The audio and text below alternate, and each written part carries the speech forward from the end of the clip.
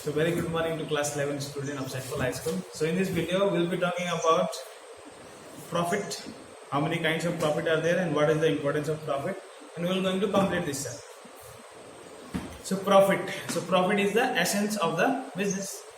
For example, if you take business as a person, in that person if blood does not flow, the body will not going to function. Yes or no? So same like that in the business also, if there is not profit, if the business is not earning profit, the business will also not going to function properly. So what are the types?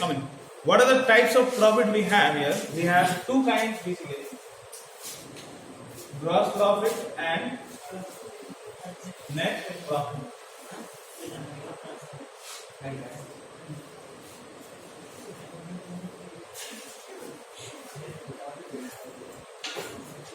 So what profit we have? Gross profit and net profit.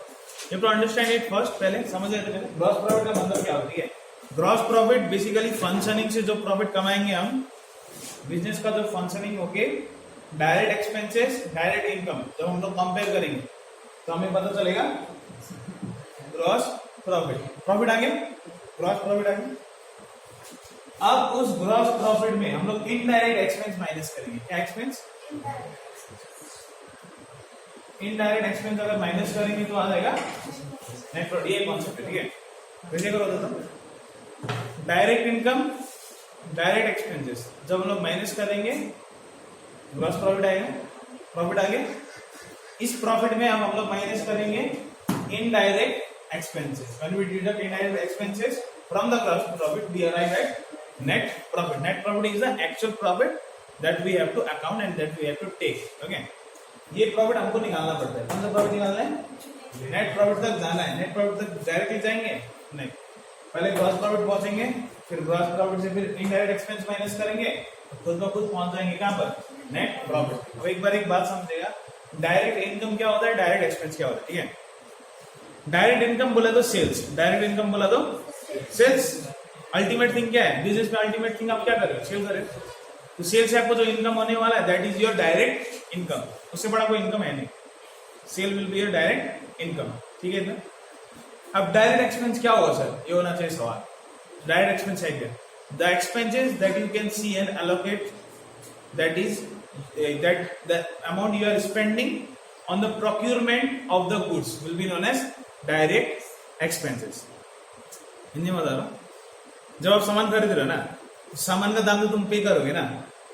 वो सारा सामान क्या तुम अकेला book केला हो गया? Labour हो तुम मालिक हो. तुम मालिक दूसरा को काम में लगाएगा. ट्रांसपोर्टेशन लोड कर, गाड़ी में लोड करेगा, गाड़ी में लेके जाओगे, गाड़ी में फिर लेबर को बोलेगा अनलोड कर, वो अनलोड करेगा, फिर फैक्ट्री के अंदर लेके जाएगा. तो बस वो फैक्ट्री के अंदर जाने से खुद में खुद काम शुरू हो जाएगा. उधर में भी आदमी लोग होगा, लेबर लोग होगा, फोरमैन सब होगा. तो उन लोग काम करेगा ना. तो उन लोग काम करेगा तो उन लोग को क्या देना पड़ेगा? पैसा देना पड़ेगा. कैसा ना. तो ये सब पैसा किसके साथ इन्वॉल्वमेंट है? प्रोडक्शन के लिए इंपॉर्टेंट है कि नहीं?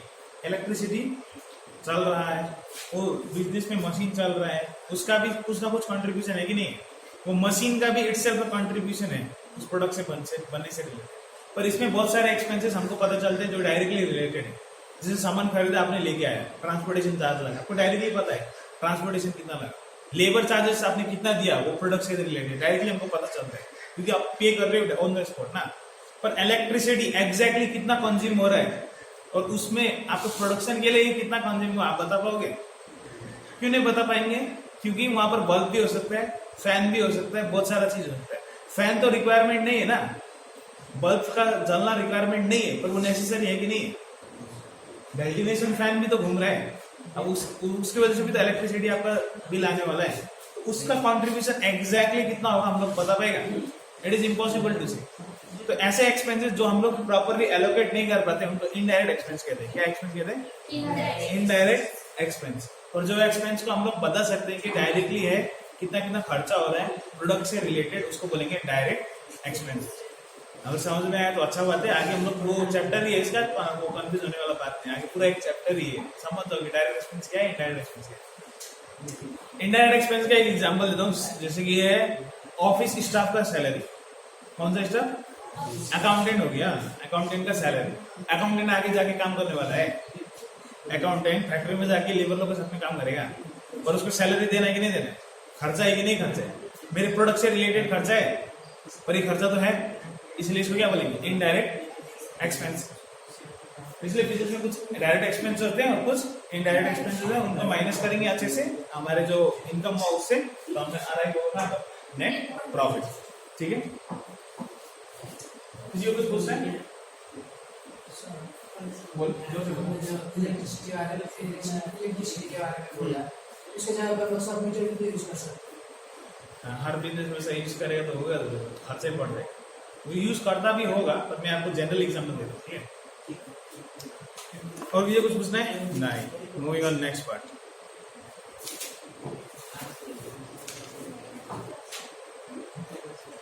तो इकोनॉमिक्स पॉइंट ऑफ व्यू में ये पॉइंट ऑफ व्यू था बिजनेस का पॉइंट ऑफ व्यू से क्या प्रॉफिट होता है, ग्रॉस प्रॉफिट, नेट प्रॉफिट। क्या होता है ग्रॉस प्रॉफिट, क्या होता है नेट प्रॉफिट, बता दें मैंने आपको।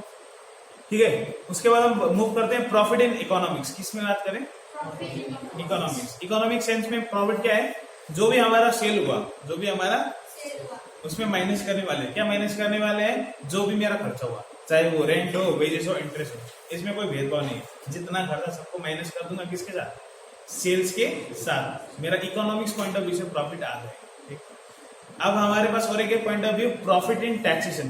टैक्सेशन व्यू से प्रॉफिट क्या है? ठीक है, हम लोग प्रॉफिट तो हम लोग जो नेट प्रॉफिट निकाले उसमें डायरेक्ट एक्सपेंस भी माइनस करें, इनडायरेक्ट एक्सपेंस भी हमने माइनस किया, पर कुछ कुछ एक्सपेंसेस इनकम टैक्स अलाउ नहीं करता। हम लोग तो उसको क्या कंसिडर कर रहे हैं? एक्सपेंस कंसिडर कर रहे हैं, पर इनकम टैक्स बोलता है नहीं, ये तो माइनस नहीं कर सकता। तो वो क्या करना पड़ेगा? नेट प्रॉफिट के साथ में प्लस करना पड़ेगा। तो इनकम टैक्स उतना निर्दयी भी नहीं है, आपको कुछ कुछ एक्सपेंसेस माइनस करने का भी वो देता है, इजाजत देता है। ठीक है, तो वो आपको क्या करना पड़ेगा? माइनस करना पड़ेगा, फिर आ जाएगा क्या? टैक्स के पॉइंट ऑफ व्यू से प्रॉफिट आ जाएगा। उसके बाद हम बात करते हैं role of profit in business. Profit जरूरी है या नहीं है? प्रॉफिट ऑफ कोर्स जरूरी है। क्यों? Number 1, efficiency of the business. Business अच्छे से काम कर रहा है, नहीं काम कर रहा है, कैसे पता चलेगा?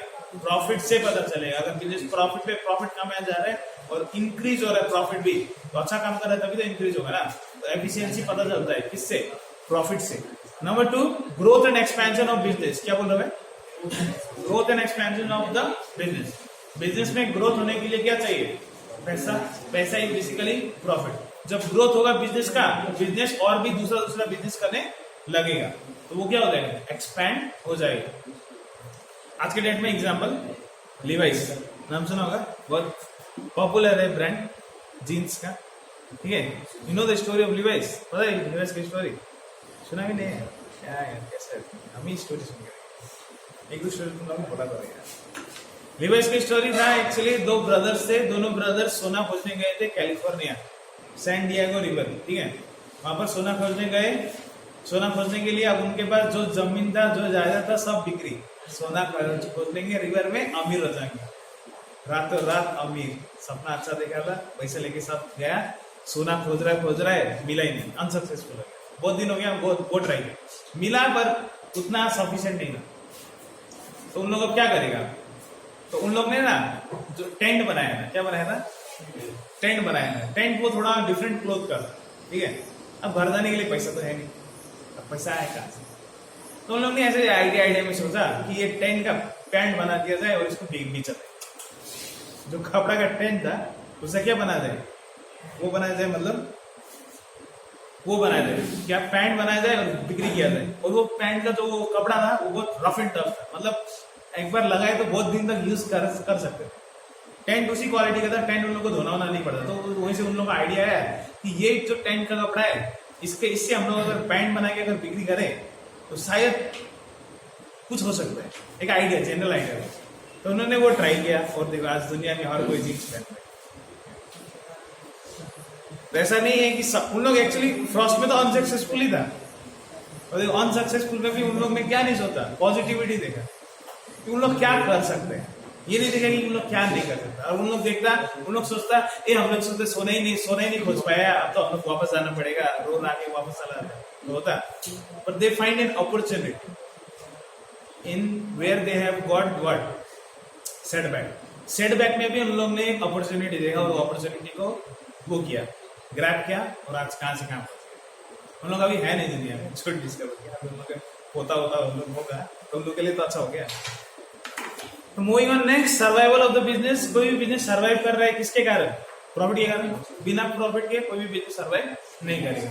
अगर बिजनेस लॉस में चल रहा है तो क्या हो जाएगा? बंद करना पड़ेगा, प्लीज जल्दी से जल्दी बंद करना पड़ेगा। Prosperity of the business, prosperity मतलब उन्नति। कोई बिजनेस उन्नति कब कमाएगा? जब होगा पैसा।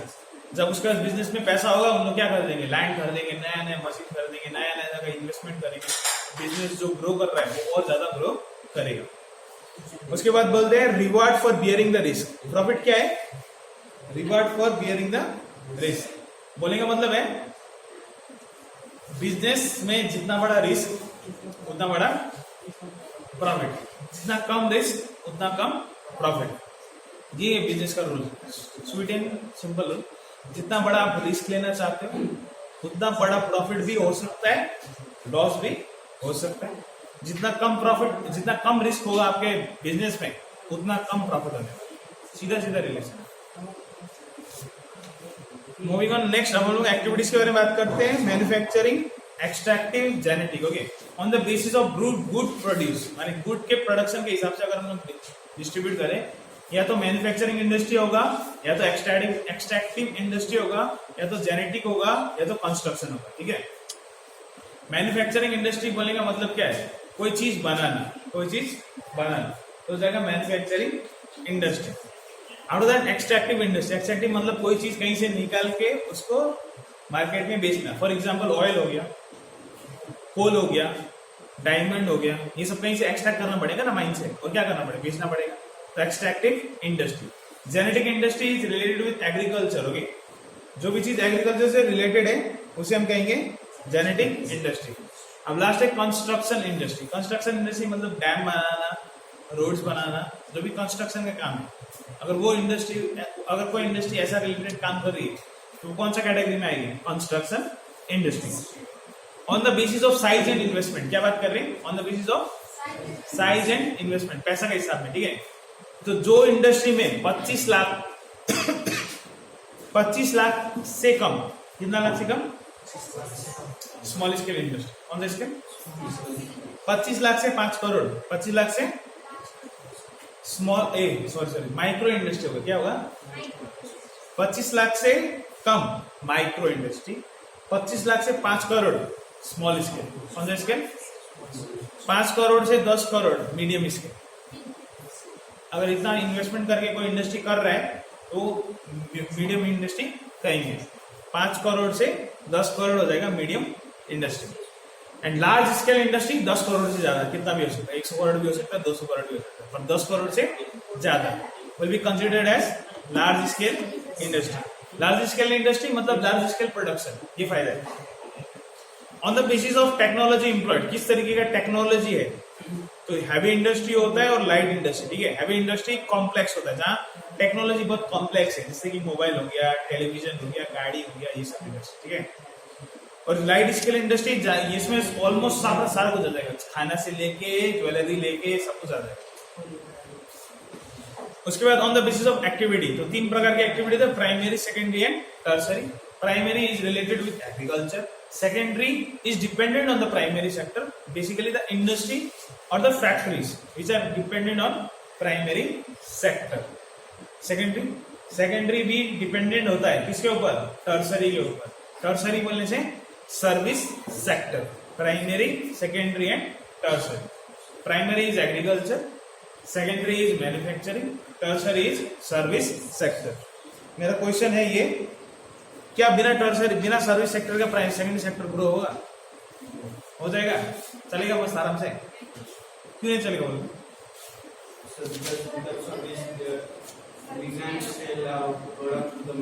सही बोल रहे बेटा। Because if tertiary sector is not exist, if it will not exist, then what will happen? We'll face a lot of problems. Because there will be no transportation, there will be no money, extra money that the business is requiring for the production of the goods. पैसा produce करने के लिए पैसा भी नहीं होगा, सामान बेचने के लिए गाड़ी भी नहीं होगा, सामान रखने के लिए वेयर हाउस भी नहीं होगा। तो ये सब के बिना आप बिजनेस कर पाओगे? इम्पॉसिबल। इंटर रिलेशन है, क्या है?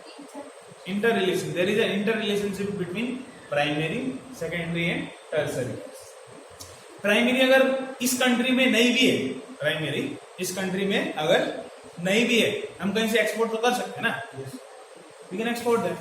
For example Japan have no resources. No resources मतलब उन लोगों के पास ये मिनरल ये सब नहीं है, सब एक्सपोर्ट करते हैं, ये सब इंपोर्ट करते हैं, एक्सपोर्ट नहीं, सब इंपोर्ट करते हैं और जो भी बनाना है बना लेते हैं, ऐसा करना पड़ेगा। तो वो प्राइमरी सेक्टर का एज ए प्रॉब्लम ठीक हो सकता है, पर सेकेंडरी और टर्सरी के बिना तो नहीं। बट सबका इंटर रिलेशन है, ऐसा नहीं है कि प्राइमरी सेक्टर नहीं तो हो जाएगा, सबका होना जरूरी है। हम बात करें कमर्शियल एक्टिविटी। कमर्शियल एक्टिविटीज क्या होती है? Commercial activities are those activity which are helpful and which provide the basis of the business. आप जो बिजनेस करने वाले हो, बिना इन एक्टिविटीज के वो बिजनेस हो ही नहीं पाए।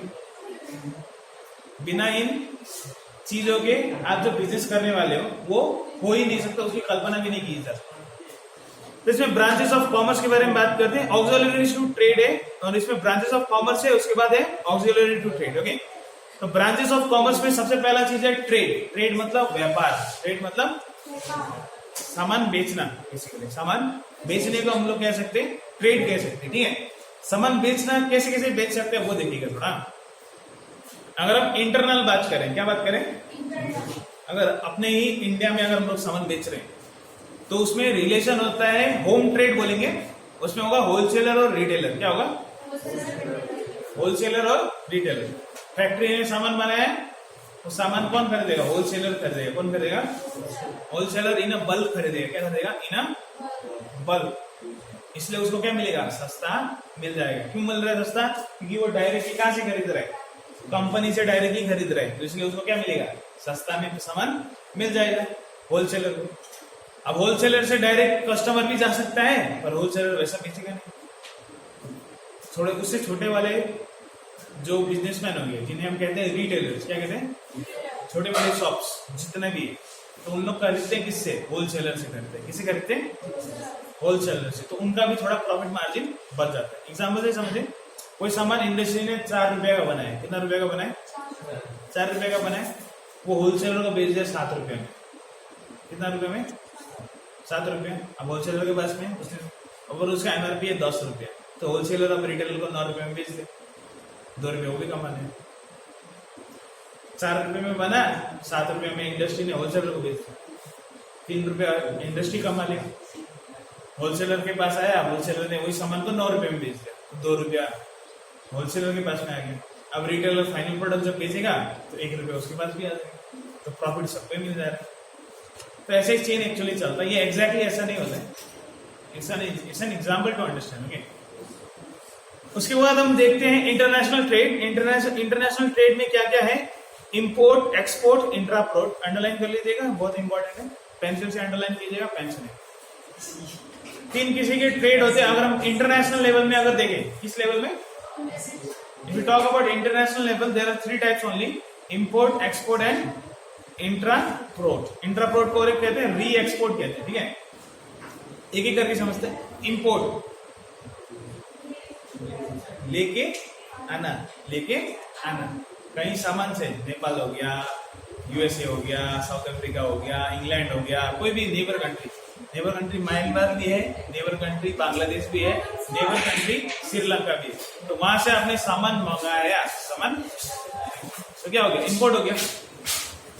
अब सामान बेच दिया कहाँ? इंडिया में बाहर। कहाँ पर? बाहर, दूसरे कंट्री में, तो उसको कहेंगे एक्सपोर्ट। इंडिया में जो सामान बना उसी सामान को बाहर कंट्री में बेच दिया, शिप के थ्रू भेज दिया, प्लेन के थ्रू भेज दिया, गाड़ी के थ्रू भेज दिया, बिक्री होने के लिए, तो क्या कहेंगे? एक्सपोर्ट। क्या? एक्सपोर्ट। इंडिया में इंपोर्ट ज्यादा है या एक्सपोर्ट ज्यादा है? आपका जनरल नॉलेज चेक कर लिया, इंपोर्ट ज्यादा है। क्यों इंपोर्ट ज्यादा है? ये वो सवाल क्यों है ना? आंसर तो आपका बहुत बड़ा इज राइट। इंडिया में एक्सपोर्ट बेसिक ही है, इंपोर्ट बेसिक? इंपोर्ट बेसिक की ना Yes, nice answer. Because India is a developing country. India is a developing country और developed country. अब इसमें डाउट है क्या? India is a developing country. India के पास अब तक उतना सारा टेक्नोलॉजी नहीं है, उतना सारा रॉ मटेरियल नहीं है कि वो सारा सामान खुद में खुद प्रोड्यूस कर सके. इसीलिए उसे क्या करना पड़ता है, नेबर कंट्रीज सबसे हेल्प मांगना पड़ता है और सामान मंगाना पड़ता है और उसको इंपोर्ट किया जाता है, उसको मैन्युफैक्चर किया जाता है और फिर सामान बेचा जाता है. ठीक है. उसके बाद हम लोग बात करने वाले हैं इंट्रापोर्ट रिपोर्ट कहते हैं. जैसे कि फॉर एग्जांपल कोई लैंडलॉक कंट्री होता है. क्या कंट्री?